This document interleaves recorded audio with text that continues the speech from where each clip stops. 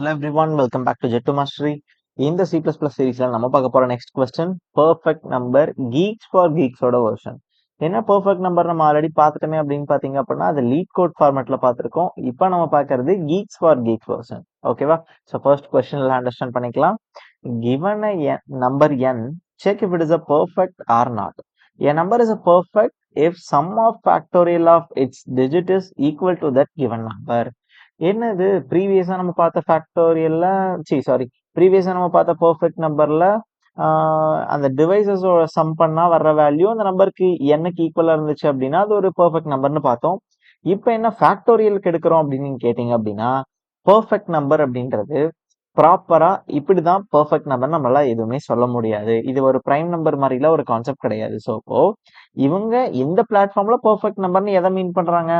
இந்த பிளாட்ஃபார்ம்ல perfect number இவங்க மீன் பண்றது சம் ஆஃப் டிஜிட்ஸோட ஃபேக்டோரியல். ஸோ அப்போ இந்த பிளாட்ஃபார்ம்ல எப்படி கொடுத்துருக்காங்களோ அதை எப்படி சால்வ் பண்ணலாம். அதே மாதிரி உங்களுக்கு உங்களோட இன்டர்வியூவர் எந்த பாயிண்ட் ஆஃப் வியூல கேட்கறாங்களோ எப்படி கேட்டாலும் நமக்கு அதை சால்வ் பண்றதுக்கு தெரிஞ்சிருக்கணும். அப்போ வாங்க இந்த கொஸ்டின் எப்படி பண்றது அப்படின்றத பார்க்கலாம். ஸோ அப்போ ஃபர்ஸ்ட் இன்புட் என்ன கொடுக்குறாங்க? 23 கொடுக்குறாங்க. ஸோ 23 நம்ம என்ன பண்ணணும்? ஒவ்வொரு டிஜிட்ஸோட ஃபேக்டோரியல் எடுக்கணும். ஸோ இங்க எக்ஸ்பிளனேஷன் பாத்தீங்கன்னா தெரியும். The sum of factorial of digits of 23 is 2 factorial plus 3 factorial. 2 factorial answer என்ன? 2 தான். 3 factorial answer 6. ஸோ ரெண்டே ஆட் பண்ணீங்க அப்படின்னா 8.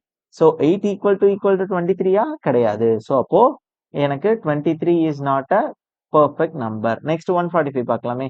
145ல 1 factorial, 4 factorial, 5 factorial. 1 factorial na 1, 4 factorial na 24, 5 factorial 120.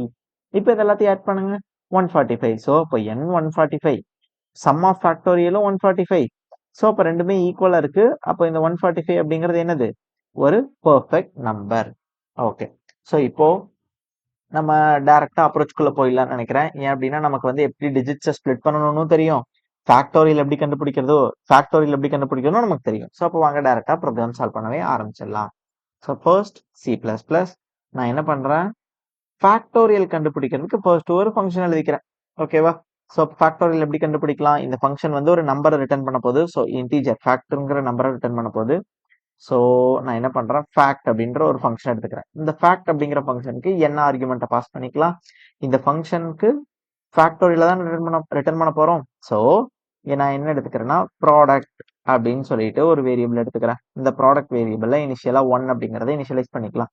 இந்த ப்ராடக்ட் வேரியபிள்ல தான் நம்ம என்ன பண்ண போறோம் அப்படின்னா மல்டிப்ளை பண்ணி எல்லாத்தையும் ஸ்டோர் பண்ண போறோம். So for int I equal to ஃபேக்டோரியல்ல 1ல இருந்து தானே ஸ்டார்ட் பண்ணுவோம். 1 I less than or is equal to n I plus plus. Okay. So இப்போ என்ன பண்ணலாம்? Product into equal to I அப்படிங்கிறத மல்டிப்ளை பண்ணிடலாம். என்னடா எடுத்தோடனே ப்ரோக்ராம் போறாங்க ஒண்ணுமே புரியல அப்படின்னு யோசிக்காதீங்க. ப்ரீவியஸ் வீடியோல எப்படி ஃபேக்டோரியல் கண்டுபிடிக்கணும்னு நம்ம பார்த்தாச்சு. அதே மாதிரி எப்படி ஒவ்வொரு டிஜிட்ஸை ஆக்சஸ் பண்றது அப்படிங்கிறதையும் நம்ம பார்த்தாச்சு. ஓகேவா? ஸோ அதனாலதான் டைரக்டா நம்ம அப்ரோச்க்குள்ள போயிட்டோம். இப்போ ஃபேக்டோரியலை கண்டுபிடிச்சு அந்த ப்ராடக்ட் அப்படின்ற வேரியபிள்ல ஸ்டோர் பண்ணி இப்போ அந்த ப்ராடக்ட்டை ரிட்டர்ன் பண்ணியாச்சு. ஓகே. இப்போ இந்த ஃபேக்ட் அப்படின்ற ஃபங்க்ஷன் என்ன பண்ணுது? ஒரு நம்பரோட ஃபேக்டோரியலை ரிட்டர்ன் பண்ணுது. ஓகே. இப்போ நம்ம என்ன பண்ணணும்? இந்த n அப்படிங்கிற இன்புட்டை வாங்கிட்டு ஒவ்வொரு டிஜிட்ஸா ஸ்பிளிட் அப் பண்ணணும் இல்லையா? வாங்க இப்போ அந்த வேலையை பார்க்கலாம். ஸோ எப்படி ஸ்பிளிட் அப் பண்ணுவோம்? அதுக்கு ஒரு வைல் எடுத்துக்கலாம். இந்த வைல் கண்டிஷன் லாஸ்டா பார்க்கலாம். ஸோ ஃபர்ஸ்ட் நம்ம என்ன எடுப்போம்? ரிமைண்டர்னு ஒரு வேரியபிள் எடுப்போம்ல. ஸோ ரிமைண்டர்ன்ற வேரியபிள் எடுக்கிறோம் அப்படின்னா இங்க இந்த ரிமைண்டரை இனிஷியலைஸ் பண்ணணும். So remainder. இந்த ரிமைண்டர்ல என்ன ஸ்டோர் பண்ணுவோம்? n மாடுலஸ் ஆஃப் 10 லாஸ்ட் வேல்யூவை ரிமைண்டர்ல ஸ்டோர் பண்ணிப்போம். நெக்ஸ்ட் என்ன டிஸ்ட்ராய் பண்ணிட்டு இருந்தோம் இல்லையா? So n equal to n divided by 10. Okay. So என்ன டிஸ்ட்ராயும் பண்ணியாச்சு. ஸோ இப்போ நெக்ஸ்ட் என்ன பண்ணணும்? இப்போ ஒவ்வொரு டிஜிட்டா நமக்கு கிடைக்கும். அந்த ஒவ்வொரு டிஜிட்டும் எங்க போய் ஸ்டோர் ஆகும்? ரிமைண்டர்ல போய் ஸ்டோர் ஆகும். அப்போ அந்த ஒவ்வொரு டிஜிட்டோட எனக்கு என்ன வேணும்? ஒவ்வொரு டிஜிட்டோட ஃபேக்டோரியல் வேணும். ஸோ அப்போ இந்த ஃபேக்டோரியலை நான் கண்டுபிடிச்சு என்ன பண்ணணும்? ஒரு இந்த ஃபேக்டோரியல் எல்லாத்தையுமே சம் பண்ணணும். அதாவது 23 அப்படிங்கிற ஃபேக்டோரியல்னா இப்போ 2 ஸ்பிளிட் பண்ணி ரிமைண்டர்ல ஸ்டோர் பண்ணிட்டேன். ஃபேக்ட்ங்கிற ஃபங்க்ஷனை கால் பண்றேன். ஃபேக்ட் ஆஃப் ரிமைண்டர் அப்படின்னு நான் கால் பண்றப்ப எனக்கு என்ன நடக்கும்? 2ஓட ஃபேக்டோரியல் எனக்கு கால் ஆகும். ஃபர்ஸ்ட் 23னா ஓகே. 3ஓட நம்பர் 3 அப்படிங்கிற இந்த ஃபேக்டோரியலோட ஆன்சர் 6 அப்படிங்கிறது எனக்கு கால் ஆகும். இது ரெண்டையும் நான் சம் பண்ணணும்ல. ஸோ சம் பண்றதுக்கு எனக்கு ஒரு வேரியபிள் வேணும்ல. ஸோ அப்போ சம் ஈக்குவல் டு இனிஷியலா சம் வேல்யூ நான் என்னன்னு எடுத்துக்கிறேன்? 0 அப்படின்னு எடுத்துக்கிறேன். ஓகேவா?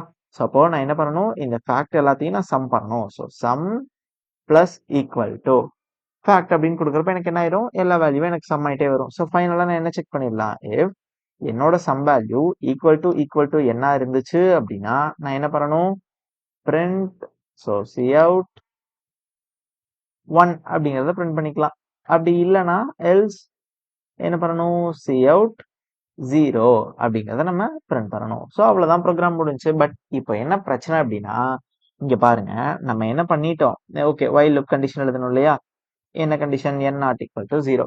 ஓகே, இப்போ இங்க நம்ம என்ன செக் பண்றோம், if some equal to n அப்படிங்கறத செக் பண்றோம். ஆனா நம்ம தான் இந்த வைல் லூப்ல ஆல்ரெடி என்ன டெஸ்ட்ராய் பண்ணிட்டோமே, அப்ப என்ன பண்றது, அப்போ என்ன பண்ணணும், வேற ஒரு வேரியபிள்ல ஸ்டோர் பண்ணணும். ஸோ அப்போ அதுக்கு நான் என்ன பண்றேன், m அப்படின்னு இன்னொரு வேரியபிள் எடுத்துக்கிறேன்.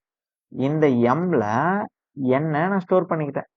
இல்ல நீங்க இப்படி பண்ண வேணாம், இப்படி பண்ணா டைம் ஸ்பேஸ் காம்ப்ளெக்சிட்டி அதிகமாகும், நான் இன்னொரு வேரியபிள் எடுக்க வேணாம் அப்படின்னு நீங்க நினைச்சீங்க அப்படின்னா ப்ராப்ளம் கிடையாது. இந்த கொஸ்டின்ல அவங்க எதுவும் மென்ஷன் பண்ணல, இல்லப்பா எனக்கு இன்னொரு வேரியபிள் இல்லாம பண்ணணும் அப்படின்னா நம்ம அதுக்கும் வீடியோ போட்டிருக்கோம். வித்தவுட் டெஸ்ட்ராய் எப்படி ஒவ்வொரு வேர்டை ஒவ்வொரு இன்டிஜர்ஸை ஆக்சஸ் பண்றது அப்படிங்கறத போட்டிருக்கோம். ஸோ அந்த வீடியோஸ் பாத்தீங்கன்னா உங்களுக்கு தெளிவா புரியும்.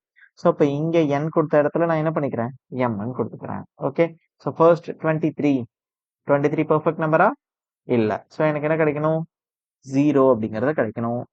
என்ன மிஸ்டேக் பண்ணியிருக்கோம், ஸோ ஃபர்ஸ்ட் இங்க ஒரு semicolon, product was not declared. So இன்ட்ன்றது யூஸ் பண்ணியிருக்கணும் இல்லையா, இன்ட் ப்ராடக்ட், அவ்வளவுதான். ஓகே, இப்போ 23 அப்படிங்கிறது பெர்ஃபெக்ட் நம்பர் கிடையாது. ஸோ 0 எனக்கு கிடைச்சிருக்கு. ஸோ 145 பெர்ஃபெக்ட் நம்பரா, ஆமா 145 பெர்ஃபெக்ட் நம்பர். ஸோ 1 கிடைச்சிருக்கு. ஃபைனலா 1 அப்படிங்கிறது பெர்ஃபெக்ட் நம்பரா, ஆமா 1 பெர்ஃபெக்ட் நம்பர். ஸோ எனக்கு 1ங்கிறதே கிடைச்சிருச்சு. அவ்வளவுதாங்க, இந்த ப்ரோக்ராம் புரிஞ்சிருக்கும்னு நினைக்கிறேன். இப்போ solve the problem here. Geeks for Geeks. So first என்ன பண்றேன், C++க்கு கன்வெர்ட் பண்ணிக்கிறேன். இப்போ இங்க எழுதின நம்ம கோடை நான் என்ன பண்றேன், அப்படியே இதை காப்பி பண்ணி பப்ளிக் உள்ள இன்னொரு ஃபங்க்ஷனை நான் எழுதிக்கிறேன். ஓகேவா, நம்ம அண்டர்ஸ்டாண்டிங் பர்பஸ்க்காக ஸ்பேஸ் கரெக்ட் பண்ணிக்கலாம். ஓகே, இப்போ புரியும்னு நினைக்கிறேன். என்ன பண்ணிருக்கோம், ரிட்டர்ன், ஓகே இப்போ கரெக்டா இருக்கு. இப்போ இந்த பெர்ஃபெக்ட் நம்பர் n-க்கான கோட் எழுதணும்ல, அதுதான் நம்ம மெயின் ஃபங்க்ஷன்ல எழுதிட்டோமே. ஸோ மெயின் ஃபங்க்ஷன்ல இந்த கோடை காப்பி பண்ணி நான் மெயின் ஃபங்க்ஷன்ல எழுதிக்கிறேன். ஓகேவா, ஸோ இப்போ இண்டென்டேஷன் கொடுத்துக்கலாம் ப்ராப்பரா. ஓகே, இப்போ இங்க என்னென்ன சேஞ்ச் பண்ணணும், நான் என்னங்கிற இன்புட்டை வாங்க தேவை கிடையாது, ஏன்னா என்ன அவங்க ஆல்ரெடி கொடுத்துட்டாங்க. கேபிட்டல் என்னன்னு கொடுத்துருக்காங்க, நான் அதை ஸ்மால் என்னன்னு மட்டும் மாத்திக்கிறேன். நெக்ஸ்ட் எல்லாமே பெர்ஃபெக்ட்டா இருக்கு. அது இன்னொன்னு நான் என்ன பண்ணக்கூடாது, பிரிண்ட் பண்ணக்கூடாது, ஆன்சரை ரிட்டர்ன் பண்ணணும். ஸோ ரிட்டர்ன் 1, இங்கேயும் ரிட்டர்ன் 0. ஓகே, நெக்ஸ்ட் வேற ஏதாவது சேஞ்ச் பண்ணணுமா, ரிட்டர்ன் ப்ராடக்ட். ஓகேங்க, இப்போ ஃபர்ஸ்ட் கம்பைல் அண்ட் ரன் கொடுத்து செக் பண்ணிடலாம்.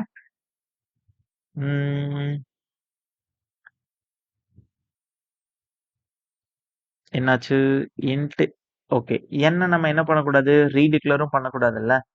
ஸோ அங்கேயும் நம்ம எரேஸ் பண்ணிக்கலாம்.